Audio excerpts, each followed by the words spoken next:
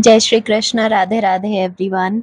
तो आज फिर से एक बहुत ही प्यारी, बहुत ही खूबसूरत कथा लेके आई हूँ मैं आप सभी के लिए। क्या आपने कभी सोचा है, जो माँ काली की, काली माता की जो तस्वीर हम देखते हैं, जिसके अंदर उन्होंने अपना एक पैर शिव जी की छाती पर रखा हुआ है। आप सभी ने, मैं मानती हूँ आप सभी ने वो तस्वीर देखी होगी। तो क्या वह उसी समय की बात है जब शिव जी ने गणपति जी का शीश काट दिया था? क्या ये दोनों कथाएं आपस में जुड़ी हुई हैं? तो आज हम इसी विषय में बात करने वाले हैं कि क्या उसी दौरान माँ पार्वती ने काली माता का रूप धारण किया था, और जो तस्वीर आप देते हैं ये उसी घटना को दर्शाती है, या इसके पीछे कोई और कथा है? तो पूरी कथा जानने के लिए प्लीज़ इस वीडियो को अंत तक देखिएगा। और हाँ, अगर अभी तक आपने मेरा चैनल यूट्यूब पर सब्सक्राइब नहीं किया है, या आप मुझे पहली बार किसी और माध्यम से देख रहे हैं, तो आप सभी से रिक्वेस्ट है कि प्लीज़ मेरे चैनल पे विज़िट कीजिए। इसी प्रकार की और छोटी-छोटी बहुत सारी कथाएँ मैंने अपलोड की हुई है। यूँ ही आपसे बात करते-करते एक के बाद एक कथाएँ मैं डालती रही, और आज मेरा चैनल है। और मुझसे जुड़े रहिए, मेरे परिवार का हिस्सा बनिए। मेरे चैनल का नाम है सनातन टॉक्स विद तान्या। यूट्यूब पर उसे सर्च कीजिएगा तो आपको और भी कथाएं मिल जाएंगी। तो चलिए, आज हम जिस विषय में बात कर रहे हैं, अब उस टॉपिक पे वापस आते हैं। तो सबसे पहले हम बात करेंगे गणेश जी के जन्म के बारे में, कि उनका जन्म हुआ कैसे। तो आप में से कई लोगों ने इस विषय में सुना होगा। शिव पुराण के अनुसार मैं आपको बताऊंगी कि क्या कथा है। तो शिव पुराण के अनुसार एक दिन माँ पार्वती जो है वो स्नान करने जा रही थी। तो उन्होंने जो उपटन लगाया हुआ था अपने शरीर पर स्नान से पहले, उस उपटन को निकाल के उससे उन्होंने एक बालक बनाया, एक बालक का आकार देके एक पुत्र बनाया, एक बालक बनाया, और उसमें प्राण फूंक दिए। तो माँ पार्वती ने उसके अंदर प्राण डाले। यही बालक आगे चलकर गणेश का रूप, जिसे हम पूछते हैं आज गणपति के रूप में, तो यही बालक आगे चलकर गणेश कहलाए। और बनाने के बाद माँ पार्वती स्नान के लिए गईं, और स्नान के लिए जाते जाते उन्होंने गणेश को ये उपदेश दिया कि जब तक वो स्नान कर रही हैं तब तक कोई भी अंदर ना आ पाए। तो उन्होंने गणेश को अपना द्वारपाल बनाया। अब उसी समय की बात है कि भगवान शिव, हमारे प्रभु शिव वहां पहुंचे। जब वो वहां पहुंचे तो अब गणपति गणेश जो हैं वो शिव जी को पहचानते नहीं थे, उनका उसी समय जन्म हुआ था। तो माता के उपदेश के अनुसार, उनकी आज्ञा के अनुसार, उन्होंने शिव जी को अंदर जाने से रोक दिया। उन्होंने मना कर दिया कि आप अंदर नहीं जा सकते। भगवान शिव ने काफी बार उन्हें समझाया, लेकिन गणेश जी अपनी बात पर अटल रहे, क्योंकि माता का उपदेश था, आज्ञा थी, तो उसका पालन तो उन्हें करना था। धीरे धीरे वो डिस्कशन जो है, जब शिव जी गणपति को समझा रहे थे कि उन्हें अंदर जाना है, वो विवाद जो है वो युद्ध में बदल गया। देवताओं ने भी प्रयास किया गणपति को, गणेश को समझाने का, बट गणेश अटल रहे और उन्होंने अंदर जाने की आज्ञा किसी को भी नहीं दी। वो रोक के द्वारपाल बने रहे और उन्होंने रोक दिया।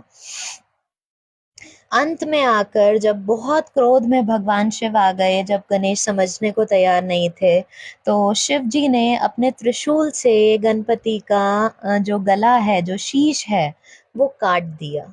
अब ये तो हो गई गणेश का जन्म कैसे हुआ, गणपति का जन्म कैसे हुआ, उसकी कथा।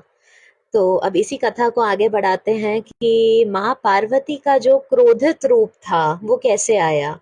तो जब माँ पार्वती ने अपने पुत्र का, गणेश का ये हाल देखा, तो उनका जो क्रोध था वो असहनीय हो गया। मतलब वो किसी के भी काबू में नहीं रहा उनको समझाना। उस समय सब देवताओं ने प्रयास किया, शिव जी ने प्रयास किया, पर माँ पार्वती का जो क्रोध था वो उसी प्रकार अटल था जैसे गणेश ने अंदर ना आने का प्रण लिया हुआ था कि किसी को वो अंदर नहीं आने देंगे।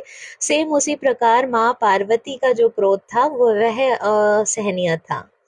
और ऐसा शिव पुराण में लिखा है कि उन्होंने अपनी अनेक दिव्य शक्तियों का प्रयोग किया उस दौरान, माँ पार्वती ने।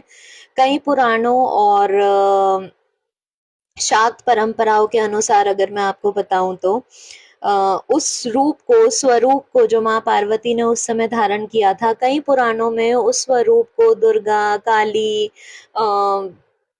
के रूप में भी वर्णित किया जाता है। इतनी प्रचंड शक्ति थी, ऐसा रूप था उस वक्त उनका क्रोध वाला, कि बहुत सारे देवी देवता, देवताओं की अगर मैं बात करूं तो वह लोग भी भयभीत हो गए थे। अभी आपको बताते हुए मैं वो पूरा सिनेरियो इमेजिन कर रही हूँ कि एक माँ को जब क्रोध आता है अपने बच्चे को लेके किसी भी विषय में, तो कैसा रूप वो धारण करती हैं, तो स्वयं माँ पार्वती का उस वक्त जो स्वरूप होगा वो कैसा होगा। और उसी दौरान सभी देवताओं ने प्रभु शिव से अर्चना की, यानी कि विनती की कि कुछ भी करके वो माँ पार्वती का जो क्रोध है उसे शांत करें और इस समस्या का समाधान करें। तो शिव जी ने उन सभी देवताओं को ये उपदेश दिया कि आप उत्तर दिशा की तरफ जाइए, और उत्तर दिशा की तरफ जिसका भी सबसे पहला शीश, जो भी आपको मिले उसका शीश आपको लेके आना। जो भी पहला व्यक्ति आपको मिले या जीव आपको मिले जिसमें जान हो, अगर आपको जो भी दिखता है तो उत्तर दिशा की तरफ जाइए और पहले जीव का शीश काट के लेके आइए, तो वो दोबारा से गणेश को जीवित कर दें। अब सभी देवता उत्तर दिशा की ओर निकल पड़े। अब उत्तर दिशा की ओर निकले तो एक छोटा सा हाथी का बच्चा उस दिशा में से आ रहा था। अब शिव जी का उपदेश था, सब आप पूरी कथा देखेंगे तो सब आदेश उपदेश आज्ञा अनुसार ही चल रही है सब कुछ। तो शिव जी के उपदेश के अनुसार उन देवताओं ने उस हाथी के बच्चे का सिर काटा, शीश काटा, और वो शीश ले जाके शिव जी के सामने रख दिया। बस अब जब शीश लाया देवताओं ने, तो शिव जी के पास जो शीश था वही उन्होंने गणेश के शरीर पे लगाया, और उसमें दोबारा से प्राण फूंक दिए, प्राण दे दिए। और ये देने के बाद उन्होंने एक वरदान दिया कि आज से जगत में सबसे पहले कोई भी शुभ काम की शुरुआत होगी या कुछ भी होगा तो प्रथम पूजा का स्थान उन्हें मिला था। तो ये है एक्चुअल कथा। जो हम बात करते हैं कि गणपति का जो शीश है वो हाथी का क्यों है, तो ये उसके पीछे की कथा है।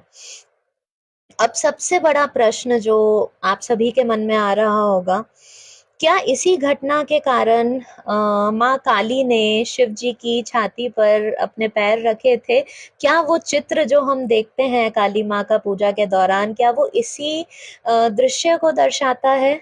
तो आइए उस बारे में अब आगे बात करते हैं।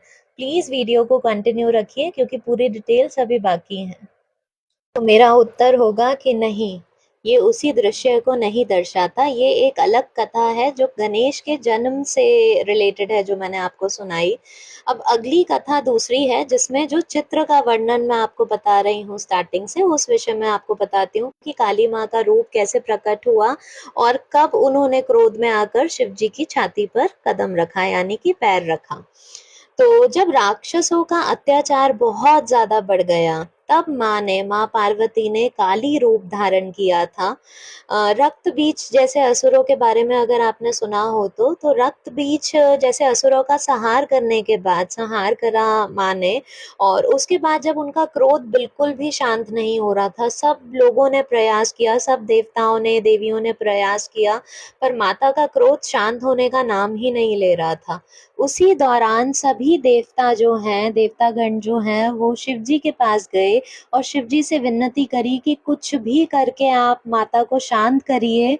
वे तांडव करती हुई संपूर्ण सृष्टि को कपा रही थी, मतलब जितने भी सृष्टि पे लोग हैं सब कांपने लग गए थे, सभी देवी देवता कांपने लग गए थे। तो देवता उस दौरान भगवान शिव के पास गए, क्योंकि एकमात्र उपाय जो था वो भगवान शिव के पास था माँ के क्रोध को शांत करने का। तो भगवान शिव ने कोई भी रिटर्न में क्रोध नहीं दिखाया, या उन्होंने बिना किसी युद्ध के स्वयं माँ के मार्ग में, जहाँ पे माँ थी, जहाँ पे माँ तांडव कर रही थी और सभी सृष्टि कांप रही थी, वहां पे उस मार्ग में गए और जाकर चुपचाप सीधे लेट गए।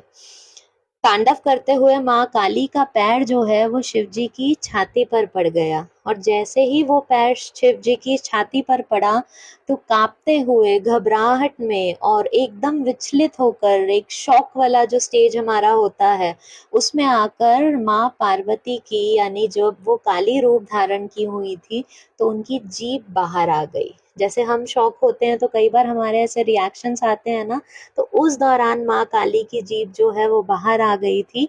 और यही दृश्य जो है उस चित्र में हम देखते हैं आज कलयुग में। तो ये कथा है इसके पीछे कि रक्त बीज जैसे राक्षसों का संहार करते हुए जब माँ पार्वती ने काली रूप धारण किया, और काली रूप धारण करके जब वो तांडव करने लगी, बहुत क्रोध में आ गई, तो सभी लोगों ने घबरा कर शिव जी से विनती की, और शिव जी ने बिना किसी युद्ध के या किसी और तरीके से उन्हें रोकने के सबसे सरल रास्ता चुना। वो जाके जहाँ माता तांडव कर रही थी वहां लेट गए सीधे। जैसे ही माता का कदम यानी कि पैर शिव जी की छाती पर पड़ा, तो अपने पति परमेश्वर की छाती पर पैर पड़ जाए अगर किसी औरत का, वो तो देवी है, माँ है, तो क्या रिएक्शन निकलेगा। उसी रिएक्शन में उनकी जीभ बाहर आ गई, और काली माँ का जो स्वरूप है वैसा का वैसा आज हम पूछते हैं, और वही चित्र अक्सर आपने हर जगह पे स्थापित हुआ देखा होगा।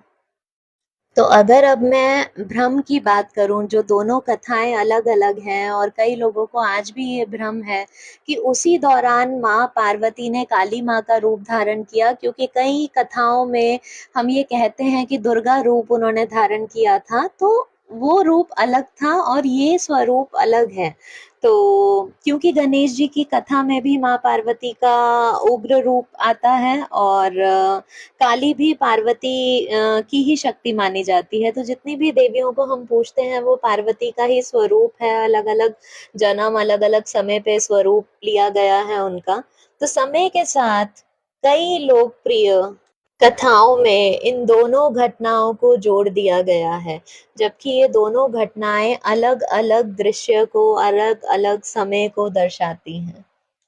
तो अगर अब इन दोनों कथाओं के आध्यात्मिक संदेश की मैं आपसे बात करूं, इस उस विषय में अगर मैं आपसे बात करूं, तो इन दोनों ही कथाओं में एक गहरा संदेश छुपा हुआ है। अगर आपने ये दोनों कथाएं ध्यान से सुनी है और अब तक आप मेरा वीडियो देख रहे हैं, तो गणेश जी की जो कथा है, जो उनका जन्म, उनका शीश का कटना और हाथी का शीश उनके शरीर पर लगा के दोबारा से उनमें प्राण आना, वो हमें सिखाती है कि आज्ञा का पालन किस प्रकार किया जाता है, किस लेवल तक गणपति चले गए उस आज्ञा का पालन करने के लिए जो माँ पार्वती ने उन्हें दिया था कि किसी को अंदर नहीं आने देना।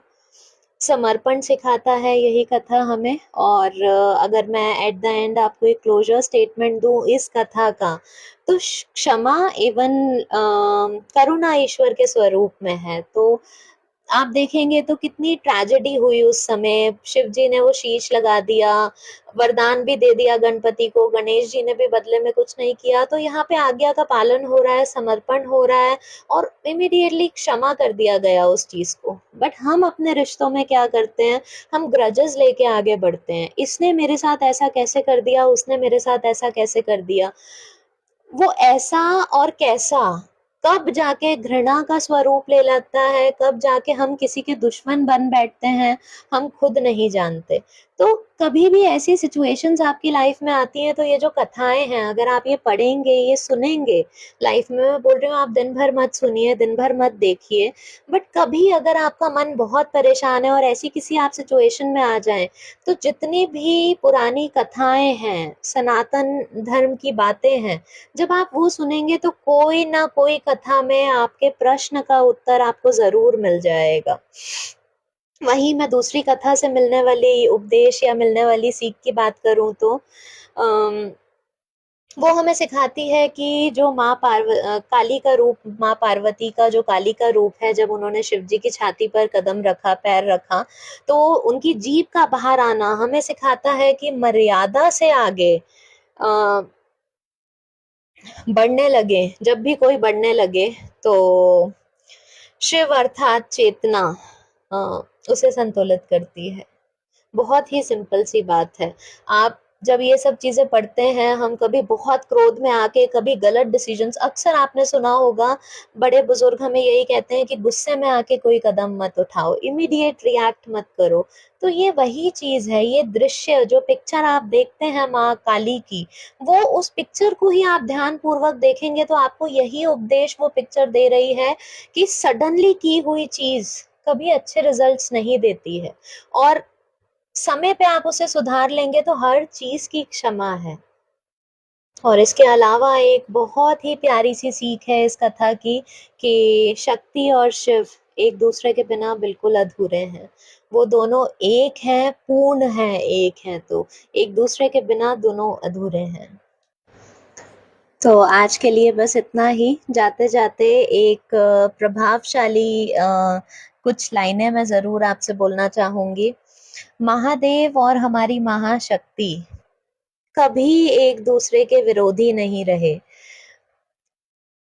जहाँ शिव रहे वहाँ शक्ति रही, और जहाँ शक्ति है वहाँ ही शिव का अस्तित्व है।